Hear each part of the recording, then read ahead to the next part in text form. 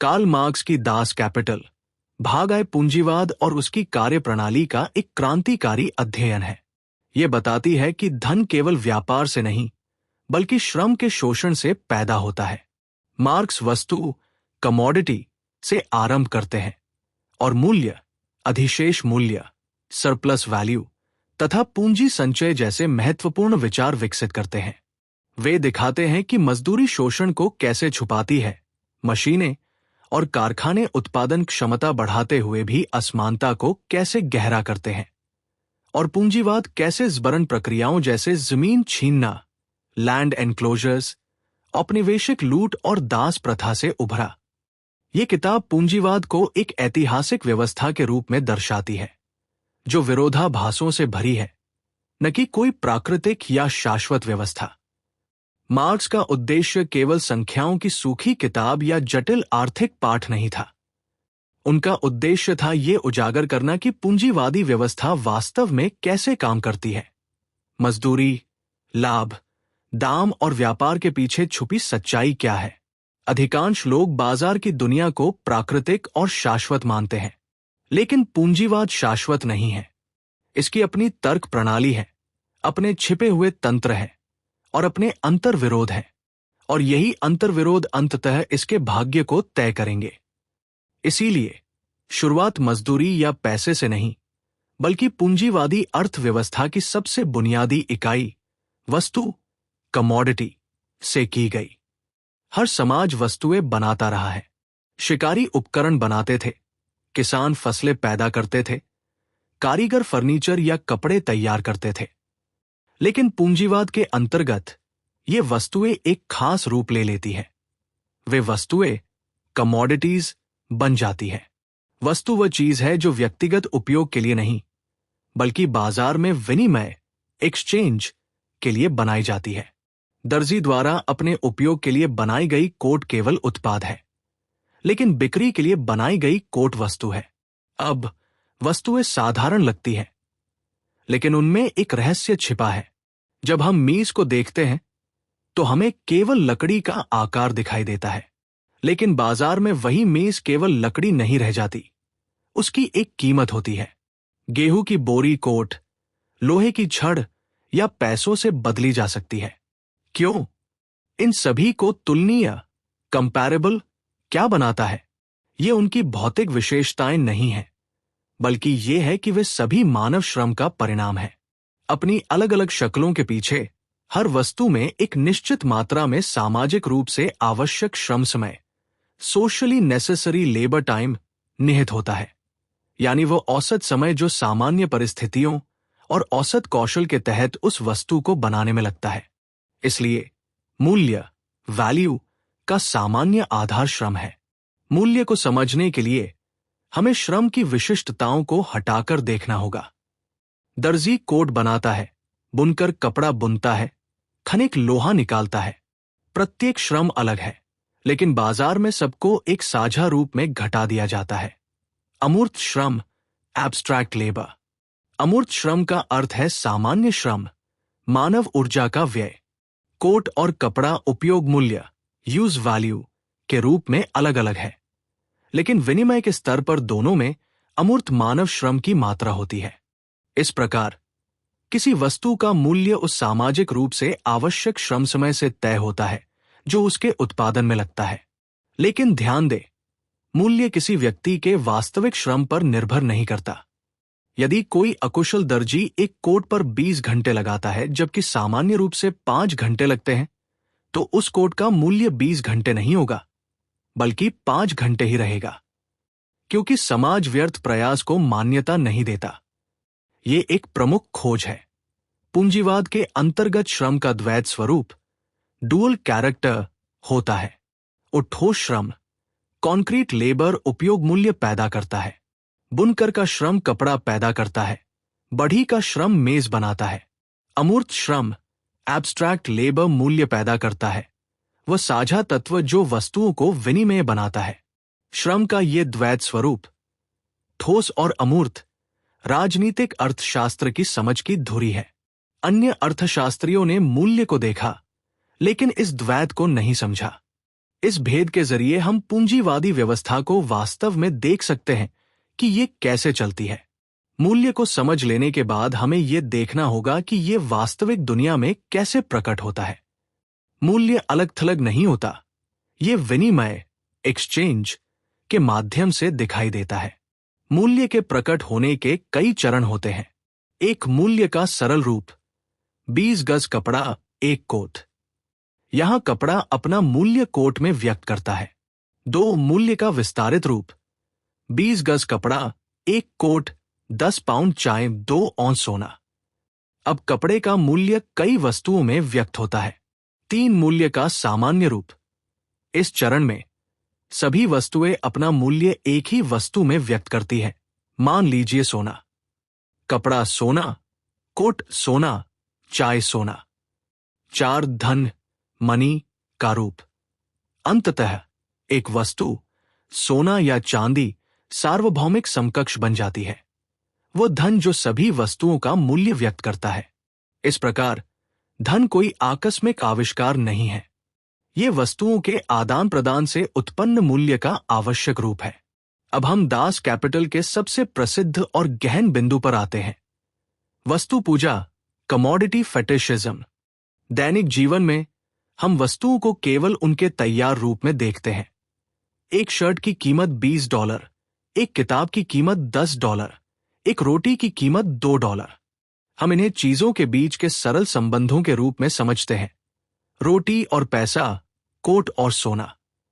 लेकिन वास्तव में इन आदान प्रदानों के पीछे वस्तुओं का नहीं, बल्कि लोगों का संबंध छिपा होता है, जो श्रम, लेबर के माध्यम से प्रकट होता है। रोटी का मूल्य बेकरी वाले, आटा पीसने वाले और किसान के श्रम को व्यक्त करता है। कोट का मूल्य दर्जी, सूत कातने वाले और चरवाहे के श्रम को व्यक्त करता है। फिर भी बाजार में ये सामाजिक संबंध गायब हो जाते हैं। ऐसा लगता है मानो वस्तुओं में स्वयं मूल्य निहित हो, मानो उनमें कोई जादुई गुण हो। यही है वस्तु पूजा, वो प्रक्रिया जिसके द्वारा लोगों के बीच के सामाजिक संबंध वस्तुओं के बीच के संबंधों का रूप ले लेते हैं। जैसे धर्म में, जहां मनुष्य की बनाई वस्तुएं स्वतंत्र जीवन ग्रहण कर देवता या मूर्ति बन जाती है, वैसे ही पूंजीवाद में मानव श्रम वस्तुओं की विशेषता के रूप में दिखाई देता है। इस बिंदु पर कोई पूछ सकता है, मैंने इतनी साधारण चीजों जैसे कोट या रोटी से क्यों शुरुआत की? क्यों न सीधे लाभ या मजदूरी से शुरुआत की जाती?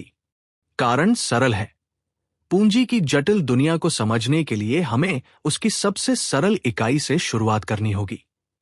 जैसे जीव विज्ञान कोशिका, सेल से शुरू होता है, वैसे ही अर्थशास्त्र को वस्तु, कमोडिटी से शुरू करना होगा।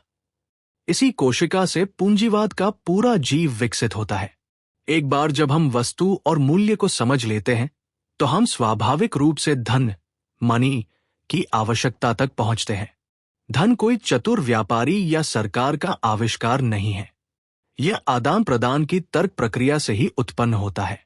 जैसे ही वस्तुओं को अपने मूल्य को व्यक्त करने के लिए एक सार्वभौमिक समकक्ष की आवश्यकता होती है, एक वस्तु इस भूमिका में आ जाती है। ऐतिहासिक रूप से सोना और चांदी जैसी कीमती धातुएं धन बनी, क्योंकि वे टिकाऊ, विभाज्य और आसानी से मानकीकृत थी। धन की भूमिकाएं, मूल्य का मापक, वस्तुओं के मूल्य को कीमतों में व्यक्त करना।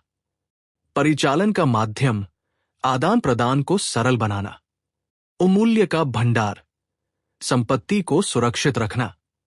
और भुगतान का साधन, ऋण चुकाना। लेकिन पैसा, मनी, तटस्थ नहीं है। ये वो पुल है जिसके जरिए वस्तुएं, कमोडिटीज, पूंजी, कैपिटल में बदल जाती है। और असली कहानी यहीं से शुरू होती है।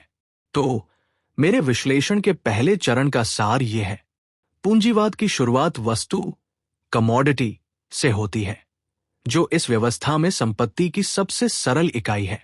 वस्तुओं का द्वैत स्वभाव होता है, उपयोग मूल्य, यूज वैल्यू, और विनिमय मूल्य, एक्सचेंज वैल्यू। उनका विनिमय मूल्य सामाजिक रूप से आवश्यक श्रम समय या अमूर्त श्रम, एब्स्ट्रैक्ट लेबर से निर्धारित होता है।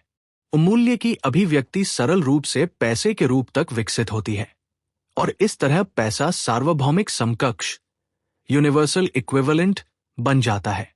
अंततः वस्तुएं मानवीय श्रम की सच्ची प्रकृति को छिपा देती हैं और सामाजिक संबंधों को वस्तुओं के बीच के संबंध की तरह दिखाती है।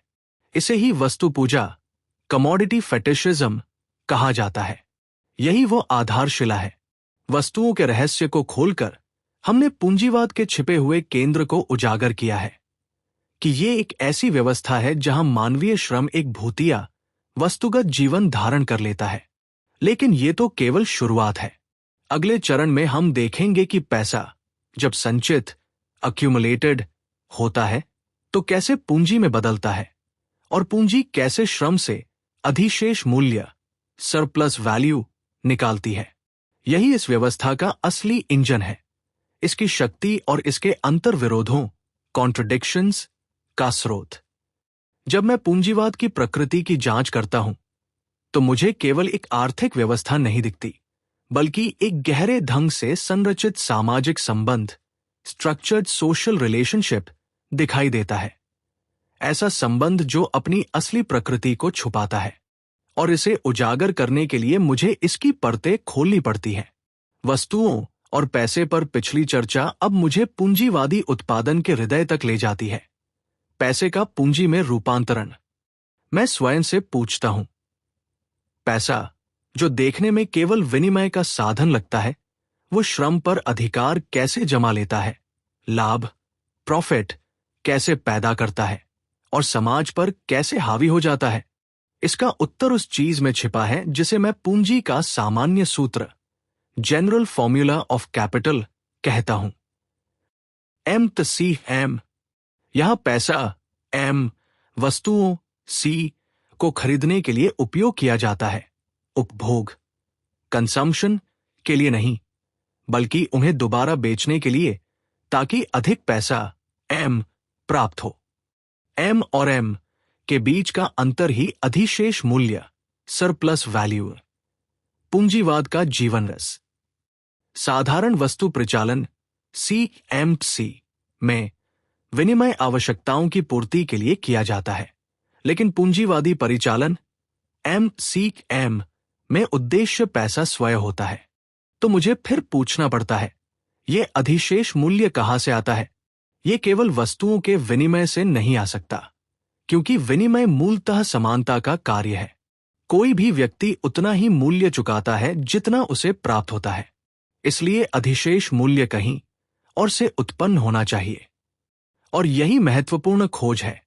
वो एकमात्र वस्तु जो अपने मूल्य से अधिक मूल्य उत्पन्न कर सकती है, वो है श्रम शक्ति, लेबर पावर। जब मैं श्रम शक्ति कहता हूं तो मेरा मतलब है कार्यकर्ता की श्रम करने की क्षमता, उसकी ताकत, कौशल और ऊर्जा। कार्यकर्ता जिसके पास उत्पादन के साधन मीन्स ऑफ प्रोडक्शन नहीं होते, वह इस शक्ति को पूंजीपति को मजदूरी वेजेस के बदले बेच देता है। श्रम शक्ति का मूल्य भी अन्य वस्तुओं की तरह ही निर्धारित होता है, उसके उत्पादन के लिए आवश्यक श्रम से। इस मामले में यह वह श्रम है जो कार्यकर्ता के जीवन को बनाए रखने और उसकी श्रम शक्ति को पुनः उत्पन्न करने के लिए जरूरी है। भोजन, आवास, कपड़े और यहां तक कि अगली पीढ़ी को पालने का श्रम। But here is the striking truth. While the value of labor power is fixed by these necessities, the Shram Shakti का उपयोग कहीं अधिक बड़ा है। जब मजदूर कारखाने में प्रवेश करता है तो वो अपने श्रम से मूल्य का सृजन करता है, लेकिन पूंजीपति उसे उसके पूरे श्रम का मूल्य नहीं देता, केवल उतना ही देता है जितना उसे जीवित रखने के लिए आवश्यक है। मजदूर को जो भुगतान किया जाता है और जो मूल्य वो उत्पन्न करता है, उनके बीच का अंतर अधिशेष मूल्य सरप्लस वैल्यू, जिसे पूंजीपति हड़प लेता है। यही है लाभ का रहस्य, शोषण की छुपी हुई प्रक्रिया। मजदूर का जीवन पूंजी के लिए कच्चे माल की तरह खपा दिया जाता है। अब मुझे यह स्पष्ट करना होगा कि अधिशेष मूल्य किस प्रकार निकाला जाता है। पहला तरीका है कार्य दिवस को बढ़ाकर, यानी मजदूर से ज्यादा समय तक काम कराना बिना उसकी मजदूरी बढ़ाए। मैं इसे निरपेक्ष अधिशेष मूल्य एब्सोल्यूट सरप्लस वैल्यू कहता हूं। उदाहरण के लिए, यदि एक मजदूर अपनी दैनिक मजदूरी के मूल्य को 6 घंटे में उत्पन्न कर सकता है, लेकिन उसे 12 घंटे काम करना पड़ता है, तो अतिरिक्त 6 घंटे का श्रम बिना भुगतान का होता है, जिसे पूंजीपति अपनी जेब में डाल लेता है। लेकिन एक और अधिक कपटी तरीका भी है, सापेक्ष अधिशेष मूल्य, रिलेटिव सरप्लस वैल्यू। यह तब होता है जब उत्पादकता मशीनरी, श्रम विभाजन या वैज्ञानिक प्रगति के जरिए बढ़ाई जाती है। जब उत्पादकता बढ़ती है तो मजदूर की आवश्यक श्रम समय घट जाती है। यदि पहले उसे अपनी मजदूरी का मूल्य पुनः उत्पन्न करने के लिए 6 घंटे चाहिए थे, लेकिन अब केवल 4 घंटे में ही यह संभव हो जाता है, तो शेष 8 घंटे, यदि कार्य दिवस 12 घंटे है, बिना भुगतान के अधिशेष श्रम बन जाते हैं। इस प्रकार पूंजी नवाचार और तकनीकी प्रगति पर निर्भर रहती है, प्रगति के प्रेम से नहीं, बल्कि इसलिए कि तकनीकी उन्नति शोषण को और गहरा कर देती है। इतिहास पर नजर डालने से स्पष्ट है कि पूंजी हमेशा कार्य दिवस को अनियंत्रित रूप से बढ़ाने की कोशिश करती है, मजदूर के जीवन को ऐसे खा जाती है मानो वो असीमित हो। लेकिन मजदूर केवल एक मशीन नहीं है, उसे भोजन, नींद और विश्राम चाहिए। उसकी सेहत, उसका परिवार और उसकी मानवता निरंतर शोषण से नष्ट हो जाती है। यही कारण है कि कार्य दिवस की सीमा तय करने के लिए संघर्ष शुरू हुआ, मजदूर वर्ग की महान लड़ाइयों में से एक।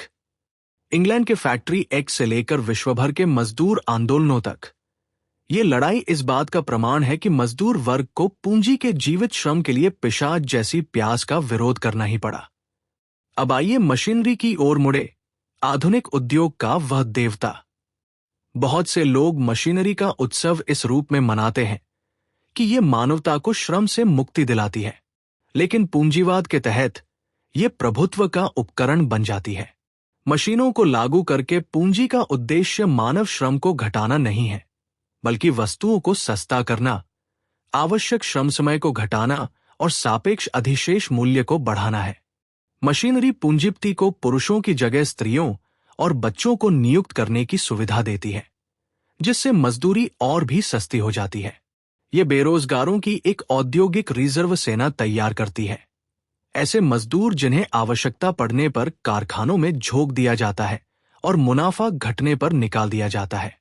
जो वस्तु वरदान हो सकती थी, वो अभिशाप बन जाती है, क्योंकि उसका उपयोग समाज नहीं, पूंजी नियंत्रित करती है। मानव को मुक्त करने के बजाय ये उसे और अधिक दास बना देती है। पूंजीवादी कार्यशाला में अनेक मजदूर एक साथ श्रम करते हैं। ये सहयोग उत्पादकता को बढ़ाता है, लेकिन साथ ही मजदूर को सामूहिक मशीन का दास बना देता है। निर्माण प्रक्रिया में श्रम विभाजन मजदूर की गतिविधि को छोटे छोटे दोहराए जाने वाले कार्यों में बांट देता है। वो रचनात्मक शक्ति से वंचित होकर केवल प्रक्रिया का एक जीवित पुर्जा बनकर रह जाता है। जब मैं संपूर्णता पर विचार करता हूं, तो स्पष्ट रूप से देखता हूं कि पूंजीवाद अपने भीतर ही अपने विनाश के बीज समेटे हुए है। इसकी अंतर्विरोधी प्रवृत्तियां इतनी गहरी हैं कि उन्हें कभी सुलझाया नहीं जा सकता। ये अपार धन उत्पन्न करता है, लेकिन उसी वर्ग को दयनीय बना देता है जो इसे पैदा करता है। ये उत्पादन की शक्तियों को उस स्तर तक विकसित करता है जहां वे मानवता को मुक्त कर सकती थी, लेकिन इसके बजाय उन्हें दमन के औजार में बदल देता है। लेकिन इसी विरोधाभास में भविष्य की आशा छिपी है। श्रमिक वर्ग, जो अपनी समान परिस्थिति से जुड़ा हुआ है, पूंजीवाद का कब्र खोदने वाला बन जाता है। संघर्ष के माध्यम से, संगठन के माध्यम से और अपनी सामूहिक शक्ति की समझ के माध्यम से ये वर्ग इस व्यवस्था को उखाड़ फेंक सकता है और एक नई समाज व्यवस्था का निर्माण कर सकता है। इसीलिए मैं पूंजीवाद का विश्लेषण करता हूं, इसकी भव्यता की प्रशंसा के लिए नहीं, बल्कि इसके अस्थायी स्वरूप को उजागर करने के लिए। हर पिछली व्यवस्था की तरह यह भी नष्ट हो जाएगी। जैसे ही मैं पूंजीवाद के अध्ययन पर चिंतन करता हूं, मैं अब इसकी सबसे हिंसक और निर्णायक उत्पत्ति की ओर मुड़ता हूं, उस प्रक्रिया की ओर जिसे मैं प्राथमिक संचय, प्रिमिटिव एक्यूमुलेशन कहता हूं। यह शांतिपूर्ण विनिमय या प्राकृतिक प्रगति की कहानी नहीं है, जैसा कि बुर्जुआ अर्थशास्त्री दावा करते हैं। नहीं, पूंजीवाद का जन्म खून और आग में डूबा हुआ है। मुझे इसे वैसा ही बताना होगा जैसा ये इतिहास में घटित हुआ, क्योंकि इस व्यवस्था की नींव ही लूट, बेदखली और निर्मम हिंसा पर रखी गई थी। श्रमिक को उत्पादन के साधनों से अलग करना कोई स्वाभाविक प्रक्रिया नहीं थी। इसे बलपूर्वक लागू किया गया। इंग्लैंड में सदियों तक किसानों के पास साझा भूमि, खेत और अधिकार थे, जो उनके जीवन का सहारा थे। लेकिन ऊन उत्पादन और मुनाफे की भूख बढ़ने के साथ जमींदारों ने उन्हें बड़े पैमाने पर एनक्लोजर के जरिए भूमि से बेदखल कर दिया। जो भूमि कभी सबकी थी, उसे अचानक निजी घोषित कर दिया गया। जो मिट्टी कभी अनेकों को रोटी देती थी, वो अब कुछ गिने चुने लोगों के लिए चरागाह में बदल गई। वे किसान बेघर और बेरोजगार होकर भटकते वैगाबॉन्ड बन गए, काम की तलाश में भटकते रहे। मैं ये नहीं भूल सकता कि इस परिवर्तन के पीछे राज्य की शक्ति खड़ी थी। दरिद्र लोगों के खिलाफ क्रूर कानून बनाए गए, उन्हें केवल गरीब होने की वजह से अपराधी ठहराया गया। जो भी प्रतिरोध करता, उसके लिए सजा तैयार थी। कोड़े, कारावास, यहां तक कि फांसी। इस तरह सर्वहारा वर्ग पैदा हुआ, स्वतंत्रता में नहीं बल्कि जंजीरों में। वे मुक्त हो गए, पूंजीवादी अर्थ में, सामंती बंधनों से मुक्त, लेकिन जीवित रहने के किसी साधन से भी मुक्त, सिवाय अपनी श्रम शक्ति बेचने के। दूसरी ओर पूंजीपति उभरता है। उसने व्यापार, औपनिवेशिक लूट और दास व्यापार के जरिए धन संचय किया। यूरोप से जहाज निकलते, हथियार और सामान लेकर अफ्रीका पहुंचते, जहां इंसानों को पकड़कर बेड़ियों में जकड़ा जाता और दास बनाकर बेच दिया जाता। फिर वही जहाज अटलांटिक पार करते, मानव भरे इस माल को अमेरिका की बागानियों में उतारते, जहां कोड़े के नीचे शक्कर, कपास और तंबाकू पैदा कराया जाता। ये वस्तुएं यूरोपीय बाजारों को भर देती और उन व्यापारियों व बैंकरों को समृद्ध करती, जो पहले पूंजीपति बने। मैं इसे पूंजीवाद की रक्तरंजित भोर कहता हूं, क्योंकि हर एक पौंड स्टर्लिंग के पीछे उपनिवेशितों और दासों का पसीना, आंसू और खून छिपा है। जैसे जैसे मैं इस इतिहास को देखता हूं, यह स्पष्ट होता है कि औपनिवेशिकता, दासता और बेदखली पूंजीवाद की हाशिए की बातें नहीं थी, वे इसकी नींव थी। इनके बिना पूंजी का इतना विशाल संचय संभव नहीं था। अमेरिका की विजय, भारत की लूट, अटलांटिक दास व्यापार, इन सबने वह धन संपत्ति बनाई जिसने यूरोपीय उद्योग को जन्म दिया। लेकिन आदिम संचय, प्रिमिटिव अक्यूमुलेशन, केवल धन का सवाल नहीं है, यह मनुष्य को बदलने की प्रक्रिया भी है। बेदखल किसान मजदूर बन गया, जिसे जीवित रहने के लिए अपनी श्रम शक्ति बेचने पर मजबूर किया गया। और एक बार जब पूंजीवाद पैदा हुआ, तो उसने जीवन के हर पहलू को ढालना शुरू कर दिया।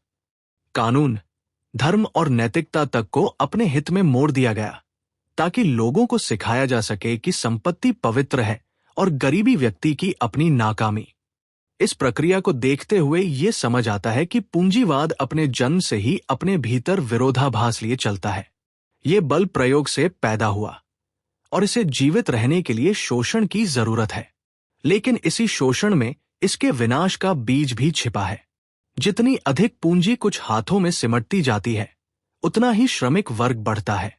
जितनी अधिक संपत्ति कुछ लोग इकट्ठी करते हैं, उतनी ही अधिक गरीबी बहुसंख्यकों में फैलती जाती है। इस व्यवस्था की नियति स्पष्ट दिखाई देती है। जैसे सामंतवाद ने पूंजीवाद को जन्म दिया, वैसे ही पूंजीवाद भी किसी नए समाज को जन्म देगा। शोषण की आग में तपकर गढ़ा गया श्रमिक वर्ग हमेशा के लिए दास नहीं रहेगा। वे अपनी शक्ति, अपने साझा संघर्ष को पहचानेंगे। उन्हें दिखेगा कि सारा धन वही पैदा करते हैं और पूंजीपति वर्ग सिर्फ उनके श्रम की चोरी करके जीता है। जब वह दिन आएगा, तब शोषकों को स्वयं ही बेदखल कर दिया जाएगा। बड़े बड़े जमीनी संपत्ति, कारखाने, खदानें, वो सब कुछ जो लूटी हुई जमीन और लूटी हुई जिंदगियों पर बनाया गया है, उन्हें लौटाया जाएगा जिन्होंने वास्तव में उसे पैदा किया है, यानी मजदूरों को। यही वो अपरिहार्य निष्कर्ष है जिसे मैं इस पूरी प्रक्रिया से निकालता हूं। इस प्रकार जब मैं अपने चिंतन के इस हिस्से को समाप्त करता हूं तो पूंजीवाद का पूरा चक्र दिखाई देता है।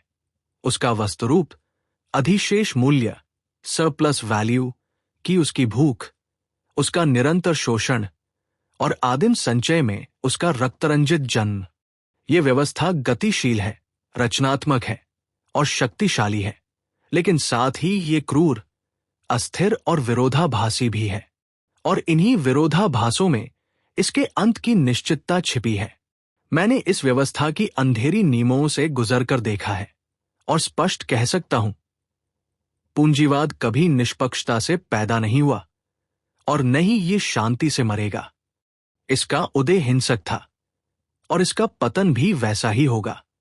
फिर भी श्रमिक वर्ग के संघर्ष में मुक्ति की संभावना है, एक ऐसे संसार की रचना की संभावना जहां मनुष्य अपने श्रम से अलग थलग ना हो, जहां धन सबके बीच बांटा जाए और जहां इतिहास शोषण से आगे बढ़े।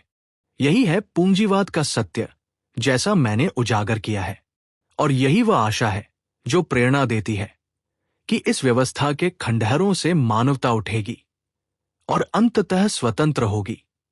दास कैपिटल खंड आय के अंत तक पूंजीवाद एक ऐसी व्यवस्था के रूप में सामने आता है जो बिना चुकाए गए श्रम और शोषण पर टिका है। लाभ अधिशेष मूल्य से पैदा होता है, जबकि प्रतिस्पर्धा और विस्तार असमानता और संकट को जन्म देते हैं। इसकी नींव स्वतंत्रता में नहीं, बल्कि बल, बेदखली और उपनिवेशवादी हिंसा में है। मार्क्स निष्कर्ष निकालते हैं कि पूंजीवाद स्थायी नहीं है। इसमें अपने पतन के बीज स्वयं निहित है। जैसे जैसे धन कुछ हाथों में सिमटता है और गरीबी बहुसंख्यक में बढ़ती है, व्यवस्था बदलाव की जमीन तैयार करती है।